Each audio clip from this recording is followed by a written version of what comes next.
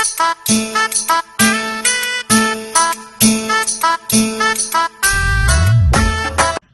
and welcome to the Nuggets of Wisdom. We all know that we are floating in the wisdom of the universe. The universal intelligence is in us, around us, and is surrounding us. However, not always do we tap into this wisdom that is around us, and we don't see it till we see it.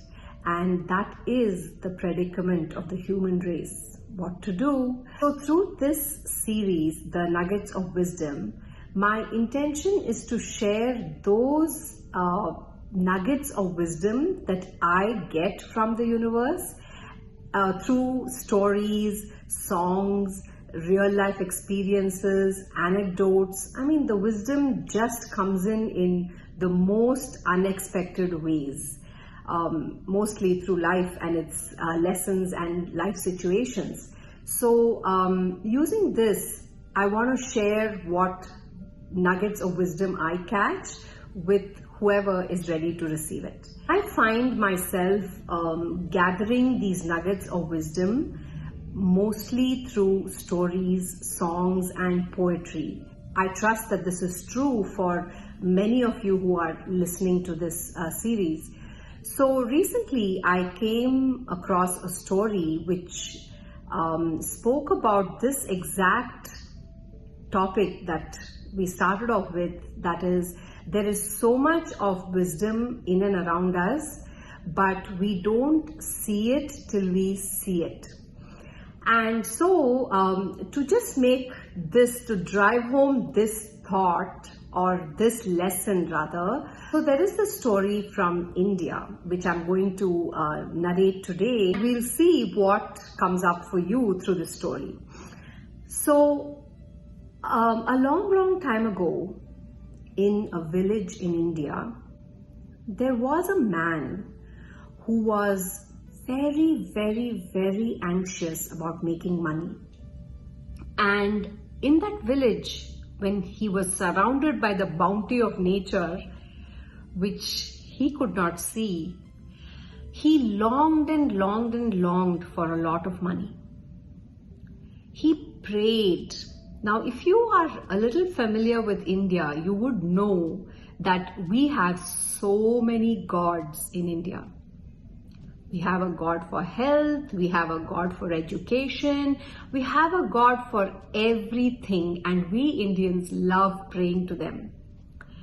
So we have attached the institutions in the matrix to the gods as well. So this man did the same, and he sat in deep devotion and prayer to the Lord, and he wanted only one thing, and that is, make me rich, make me rich. And he sat and prayed and prayed and prayed and prayed. Finally, one day, he got an insight in the form of a message from the Lord. That's what he took that to mean. And in his insight, God Vishnu told him to go to a particular street in the village by the meadows and wait under one of the huts. And as you sit there, you wait for this woman to come. And so this man says, but how do I know that that's the woman? And Lord Vishnu says, you will know as soon as you see her. She will be so pleasing to your eyes. She will be so loving to your heart. And she will be radiant with compassion, love, understanding. And you will feel it no matter what. And when she comes, you ask her to give you that big stone that she has. And that stone can make you rich. So this man was very excited. My prayers have been answered and I'm so excited. And I'm going to go to this village. And he mustered every energy that he had and started walking towards that street that Lord Vishnu had told him in his dream. And when he arrived at that street, he already could feel a kind of a calming down of his body. But he still wanted to be rich, and he wanted that stone, and that desire was very strong within him. He went and saw that the door of the hut was closed. So he waited. He sat on the veranda and he said, okay, let me just look out and see and wait here. And as he was sitting there, engrossed in his thought of when is she going to give me the stone, how am I going to be rich, and when I get this money, what am I going to do? I think I'm going to build a beautiful house, and I'm going to start this in my house, I'm going to do that in my house. And while he was completely taken away by his thoughts, there was a gush of wind. And as the gush went by him, it seemed like somebody was calling him. And he turned and he saw this beautiful meadows with tiny yellow flowers in the middle and green everywhere. And he saw this vast expanse of the sky beyond. And he saw people were plowing, and some were plucking the flowers, and some were de-weeding the plants. And as he saw this, he started becoming a little more consolidated and away from those thoughts of that, how will I spend that money that I'm going to make? And he heard the sound of birds chirping. And just as he was getting engrossed into this nature, he heard children screaming and laughing and playing. And they were playing a game called Gilli Danda. It's a very famous game in India. And they were cheering each other and laughing and having the time of their life. And he could not help but a smile was born on his face.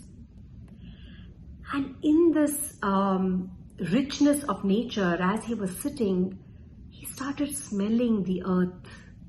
It started drizzling and he could smell the earth. I think you know what I mean when I say that. That smell is so beautiful. It's one of my favorite nature smell. The smell of the earth.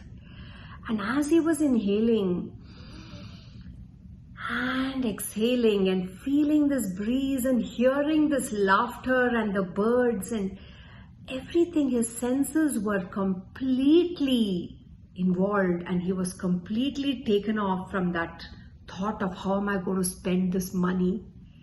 And as he was sitting in this feeling, he gently felt a hand on his shoulder. And he could feel, even before that, the presence of love. And he gently turned around and saw the most beautiful, magnificent expression of life in front of him. There was this woman in her maybe early 60s who was so radiant, so beautiful, completely dressed up like in India, how they wear the sari with the big bindi and lots of flowers.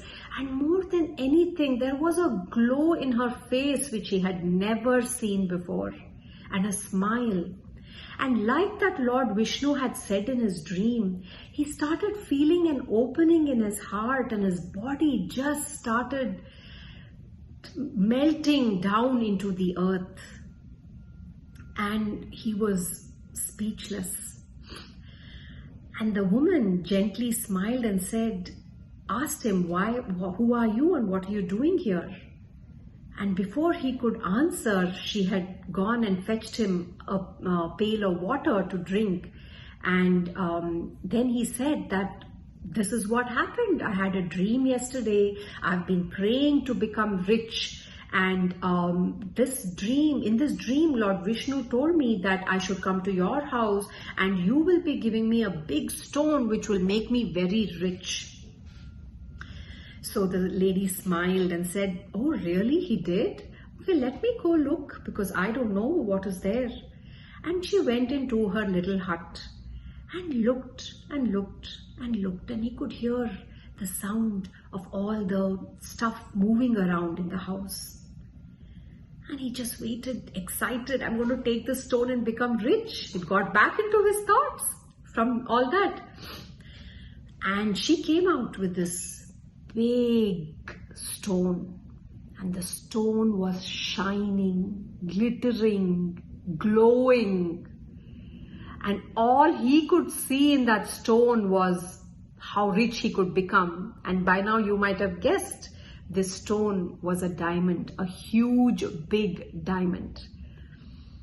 So the lady gave it to him and said, this must be the stone. And the man knew, yes, it is. And thank you so much. He was so excited, and he took it in his hand and he started scurrying away so that he could sell it and make all those dreams come true.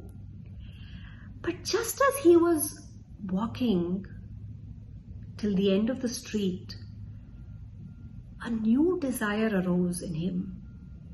And this was new. He had never felt this before. And he is like, I don't think this is the most precious thing that this woman has. And he ran back into the hut and he said, can you please give me that precious thing that you have? And the woman was perplexed. She's like, this is the only stone I could find, and I didn't even know this was that precious, but I don't know what else.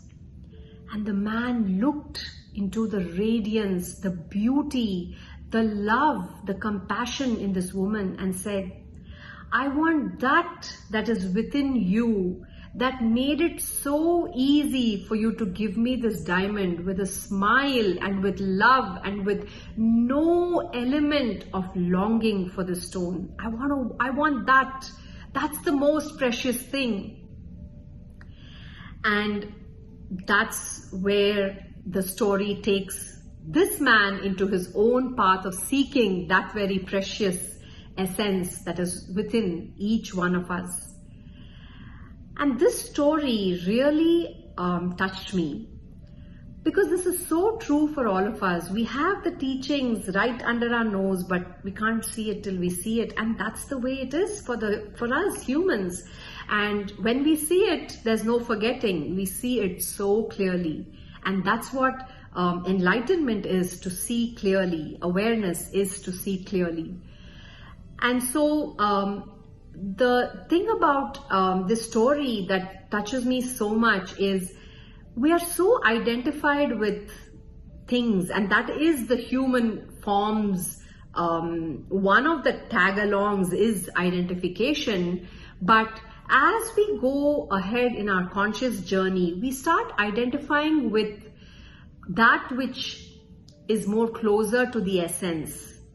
And this seeking of, I want that, is also a desire, a kind of a, I want it. Now I want to be like the woman. I want to give it away.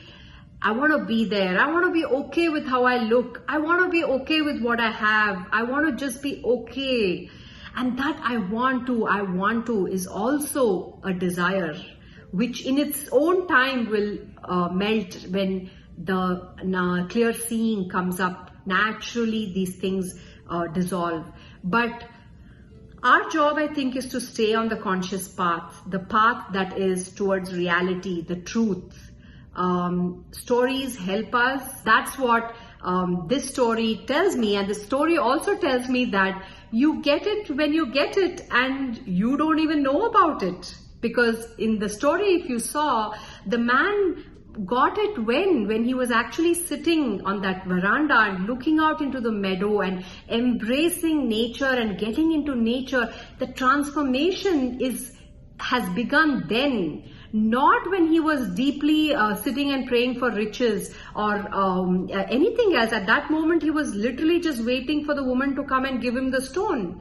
But the getting into the nature, the sensorial, the sensations, and that took him away from his thought, if you saw in the story. And that is what or how this process happens. just have to let yourself flow with the natural, and nature will guide us towards these places of awareness. So that, I think, was depicted beautifully in this story, and I would be curious to know what came up for you, and if you want to share, that will be great. But otherwise, you can just ponder, think about it, and see what came up for you when you heard this story, and go into a process of inquiry. And that is a beautiful model to use even on these stories, to deconstruct and see what you can take, and not get stuck in the construct of the story as such.